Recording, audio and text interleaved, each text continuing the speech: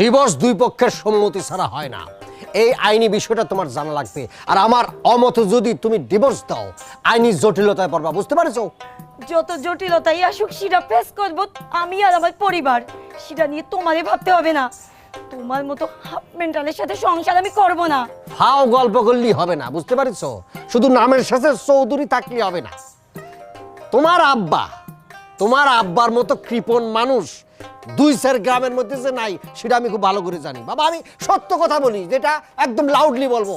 তোমার জন্য 2-4 লক্ষ টাকা খরচ করবে, থানা পুলিশ করবে, এত বড় কলিজা নিয়ে তোমার আব্বা জন্মায়নি। আব্বা ঠিক বলেছি না? বাবাজি, তানিশার রাগের মাথায় এইসব কথা করছে, এটা ওর মনের কথা না। এই রাগ কমে গেলেই সব ঠিক হয়ে যাবে। তুমি চলো, ভিতরে আসো। অসম্ভব। তার বাড়িতে এসে জামাই হিসাবে আপনাদের সামনে অপমান করেছে। আমি তো ভিতর বাড়িতে যাব না।